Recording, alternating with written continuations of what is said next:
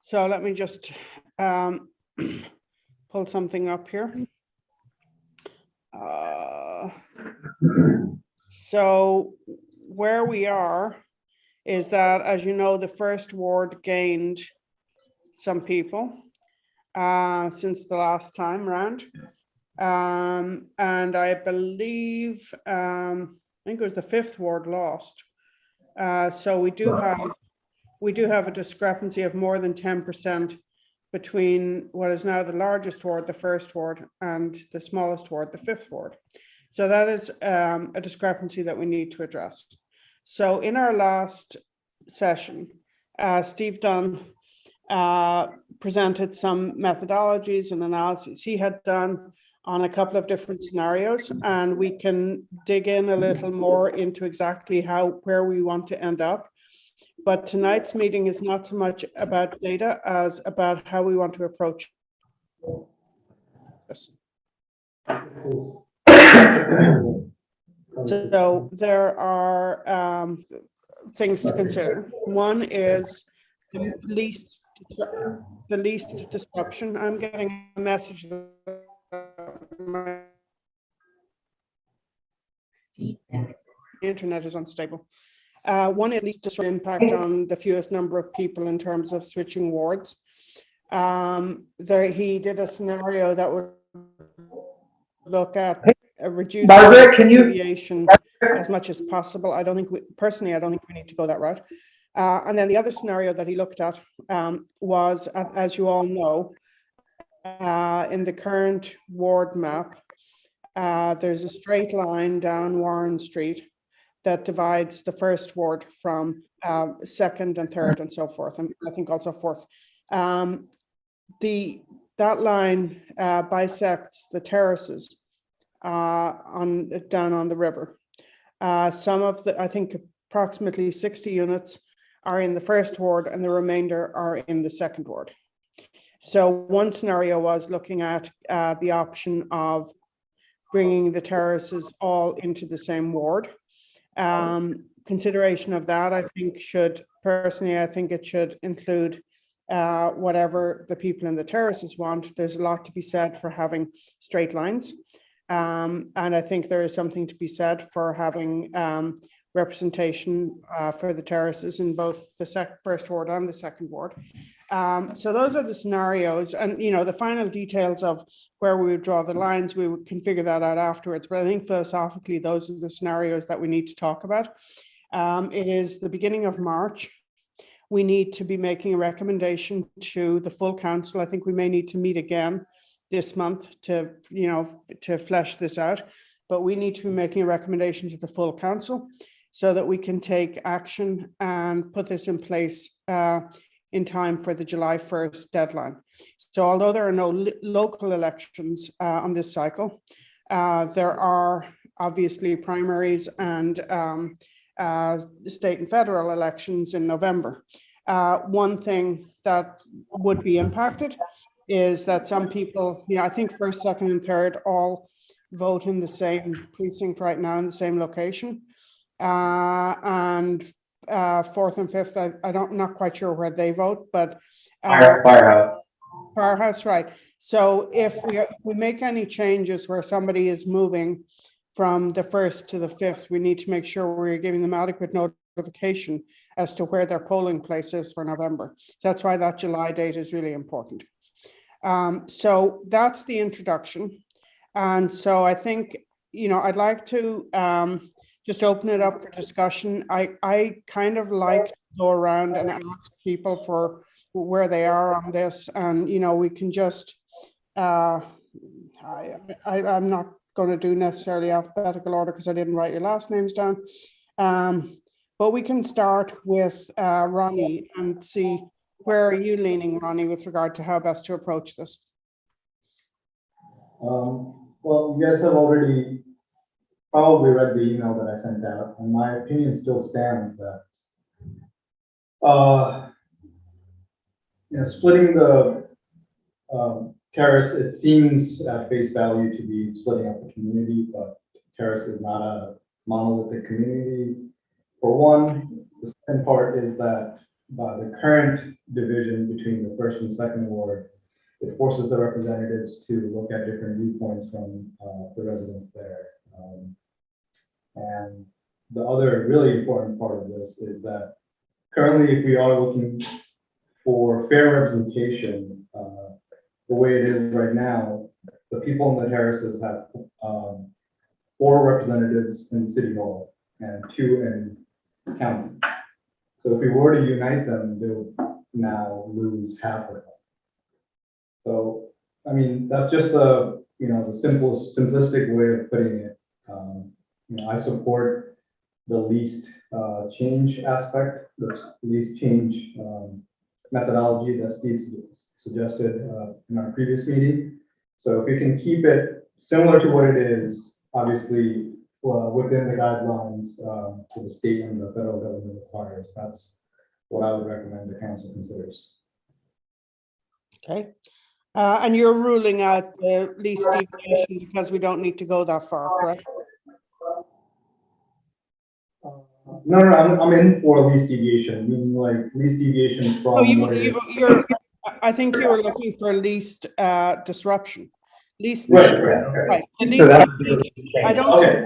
Yeah, I don't think there's any advantage. Yeah, I don't think there's any advantage to a mathematical model that comes up with least deviation because it causes more disruption. Yeah, That's right. The deviation model, Yeah. or least deviation model, ends up meaning more people have to change and affect Exactly. that. Okay. Yes, All right. I'm with you Yeah. on the least disruption, so the least change methodology, just simply from the psychological point. So Ryan, sorry, Ryan, I'm trying to track everybody's position. So let's go with you next. So where are you on this? I agree with Ronnie. I prefer the least disruptive approach to anybody as they currently see. I mean, the true reason is it's like how many people will really notice to begin with, and we know that people in the city do not quite like change. So I would suggest that the changes that need to be made are the ones that have the least impact, both from a representation standpoint, as Ronnie put it, but also from the boundary standpoint. So I am for the least change method that Mr. Dunn outlined for us. Okay. Theo, where are you on this? Yeah, I am also in full support of what Ryan and then Ronnie said. I think that redistricting is a really serious thing that, sometimes not out of malice, but not enough foresight can have a lot of secondary and tertiary effects down the line. I think that if we were to make a larger change, we would need a much deeper study of potential impacts along political lines, under race lines, under economic lines. So just for all of those reasons, I really strongly favor the path of least disruption. There's also a lot of new developments in Hudson. Hudson's changing a lot, and we could see we could really optimize our metric for this moment, which might be irrelevant in 2 or 3 years. So I think for the time being, I am also in strong favor of the path of least disruption. Okay. Art, what are your thoughts? I think that I also am in favor of the least disruption methodology for all of the reasons that everybody else just said. I don't think that there's a whole lot of, I think that until we tackle much larger issues, I don't think there's a whole lot of need to put a great deal of thought in this, other than to perhaps come up with some legal compliance, right? So I don't, as somebody that would be affected in the least change model. Welcome to the third, my friend. My buddy Ryan and I would become friends. But anyway, I think that really, the least change is the, as Ronnie said, it's the minimally impactful model. And I think that in where we're at today for Hudson, I think that really makes a lot of sense for the most amount of people. So for some reason, I've just lost my video feed here. Hang on. Art, you said this would make the Now, the final where we draw the lines thing, the concept is least change, right? So that's fine. How does this impact you personally? Oh, I'm just, if we were to go with this model, this shows the union from the top of Worth going down to, I believe it's Fifth Street. I don't have the, I'll be Art Alderman. yeah. So, brilliant plan, Margaret. No, I'm kidding. But, no, I don't think it's not particularly impactful otherwise. Tom, do you want to weigh in on this? No, this is your committee, but Okay. it's good to know that if I agree, I understand that. As a matter of courtesy, I'm asking if you want to weigh in. no, I definitely agree with the least disruptive. Yeah. So Good to know that. that's also my view of this. And so I think we're unanimous in that. And all we need to do now is figure out in the next couple of weeks the details of exactly how we accomplish the least disruptive. It may be using exactly what Steve Dunn had presented. It may be tweaking it in some other way, but what we will do is what is minimally disruptive to the fewest number of people. At this point, I would like to see if, let's see, we have 13 participants here. I just want to see if there's any members of the public who want to say anything or want to weigh in on this. I'm not seeing any hands raised. So I take it. While the public's still moving over to have questions, I just wanted to remind Art that, Steve said those are just options. So Yeah. We could figure out a way that doesn't impact the future of the council. But, obviously.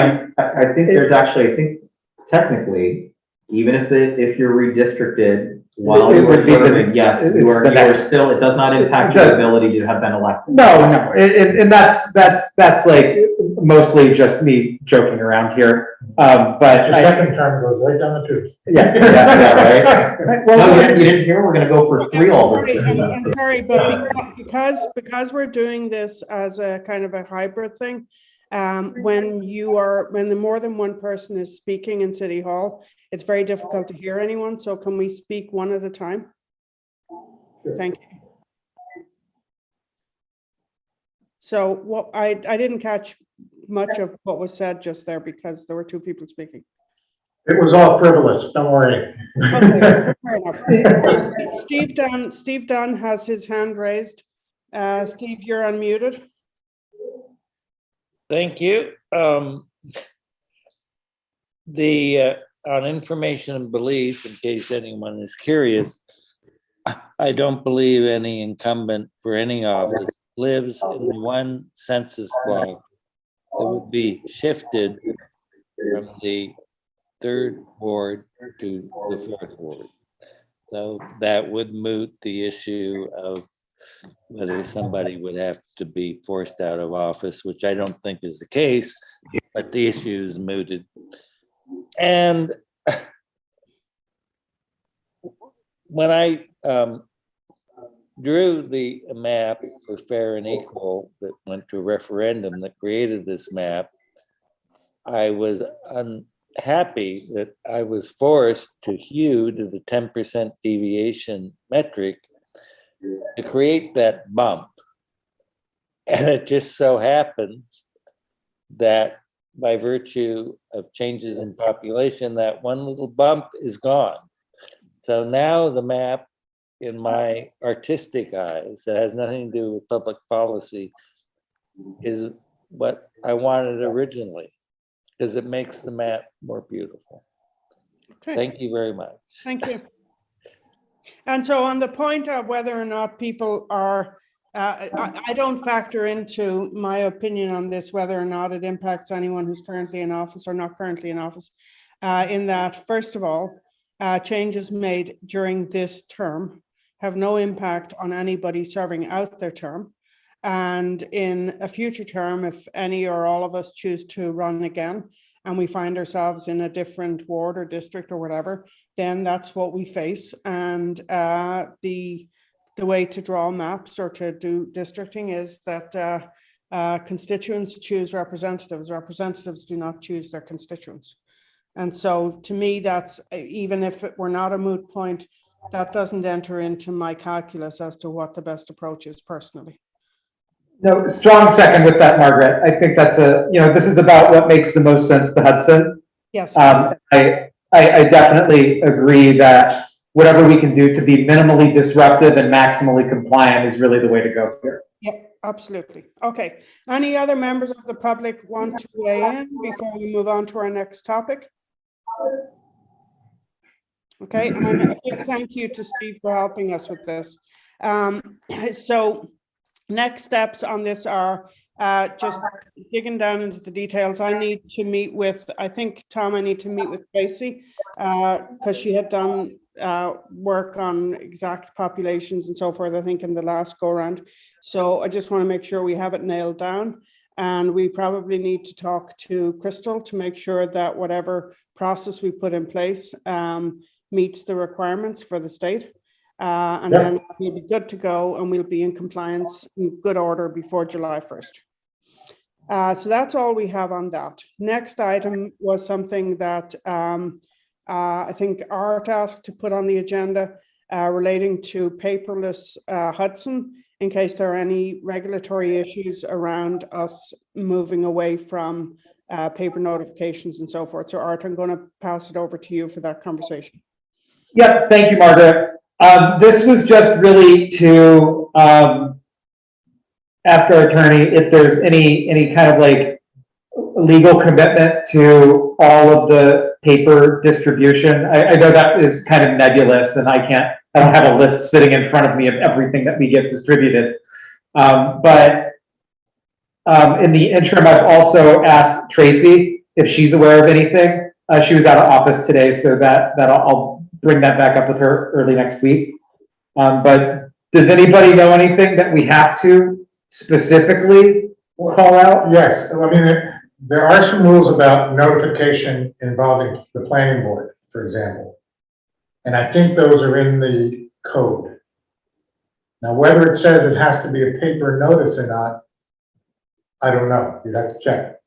But there are similar notifications like that I think you have to thoroughly check.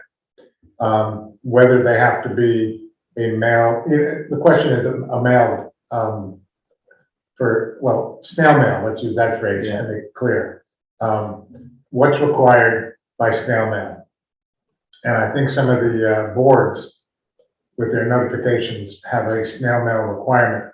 But that's to be checked. I don't know off the top of my head. Crystal, do you have any take on that?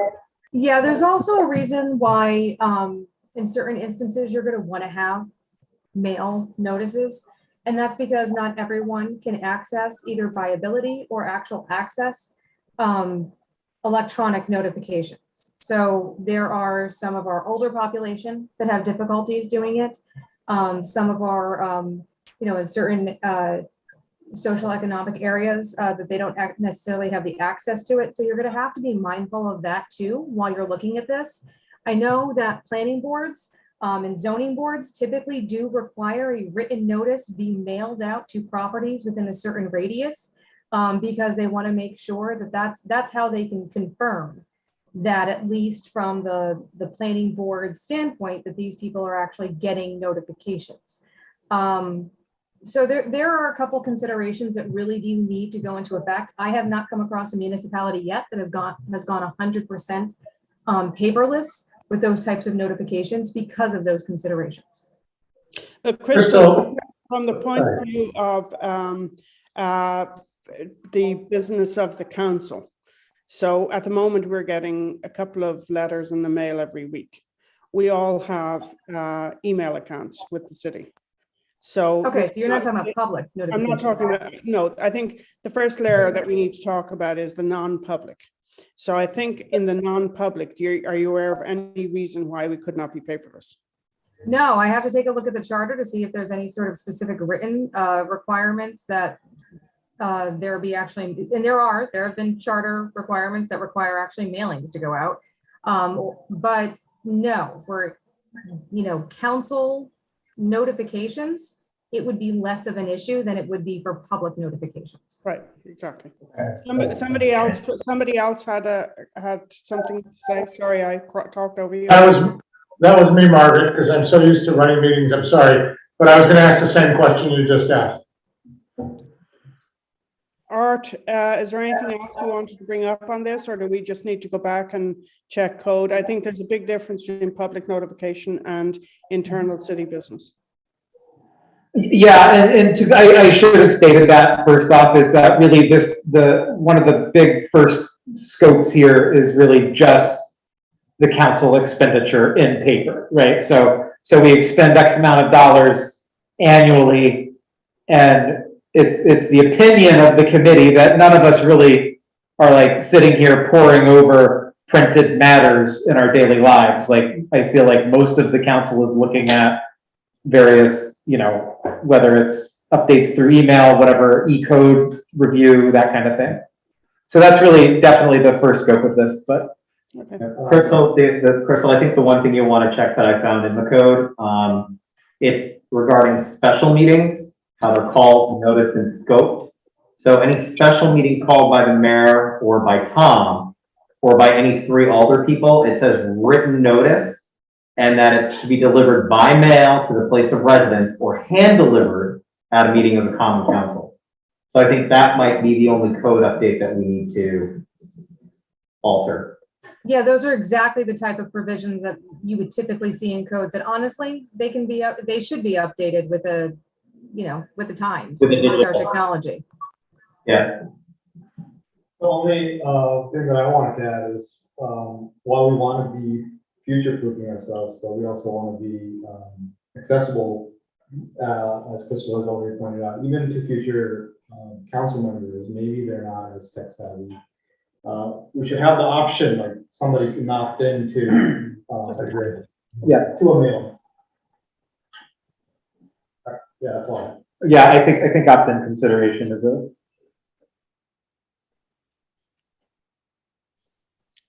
I think that's a good.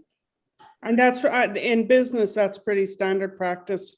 Banks and so forth, they can bill, so you can opt in to go paperless or not.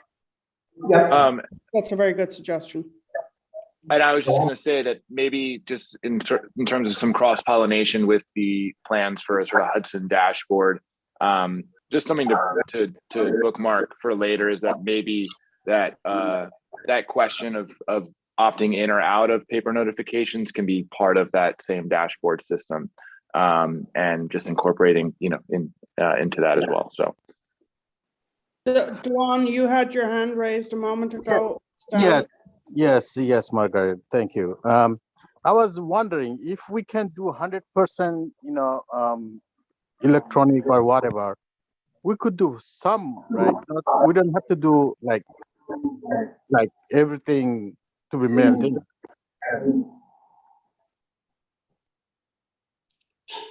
I'm sorry, you broke up. I said, if we can do 100%, we can do partial. Whatever we have to mail, we could mail those. And whatever we don't need to mail in, we can stop mailing those stuff. We could do an email or text messages and stuff like that. I think Yeah, I think that makes a lot of sense. The other thing that I also want to call out specifically is that we need to make sure that the PDFs that we're sending are accessible also. Oh, yeah.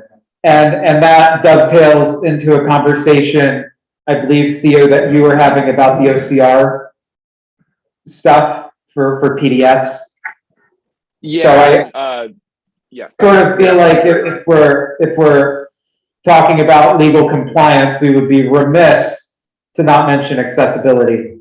So I think that if we were kind of looking at that kind of a pathway forward here, it's really, I think we have to have the OCR and some standardized naming conventions implemented prior to us all going into this, because I don't really want 300 emails worth of gibberish that, where the titles don't make sense with what I'm looking at. Like we need to think about, the accessibility of how we're asking council and ultimately, by extension, the public to interact with some of these things. So just calling that out, which is not necessarily purview of the legal committee, but has a legal implication.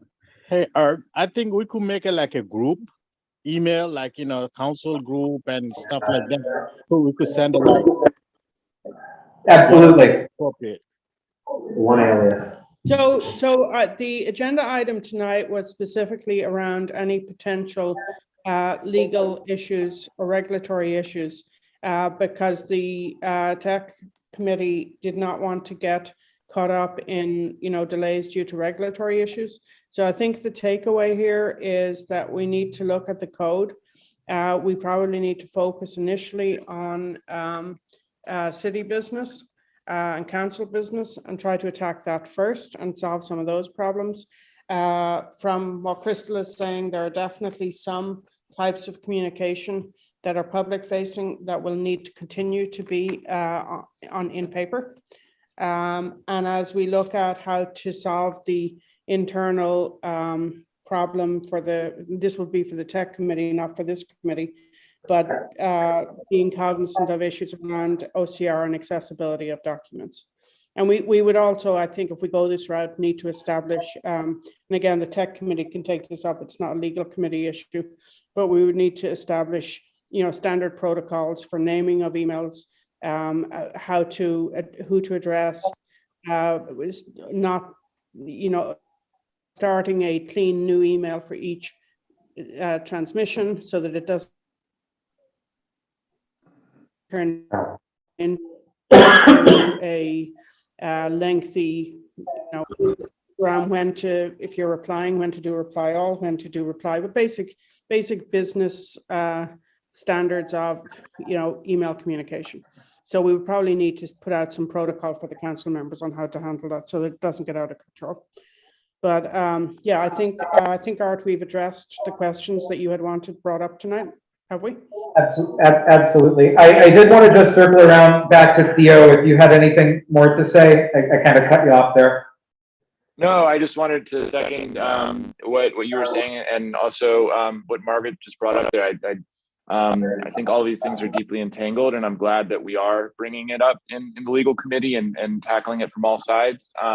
Just on terms of practical timelines, I'm out of town for the next 10 days, but as soon as I get back, I'm going to schedule the ride along, and anyone from the legal or the tech committee or anyone who wants to come along to that is welcome to, and we can start really planning, how to move forward from there. I think that, as we said in the tech committee, not all these technological problems require technological solutions. A lot of them are simple behavior changes. And so I think some of the things that Margaret was talking about of what is a reply all and what is a reply, and even just consolidating one email thread for every meeting is a great behavior change that I think would really improve all of our lives. So yeah, I just wanted to build on that, and if I was in person, I'd be, I don't know, snapping or knocking in the air to signify my agreement.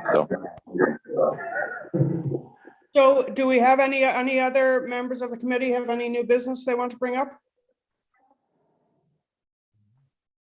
Okay. So can I have a motion to adjourn? I'll motion to adjourn. Second?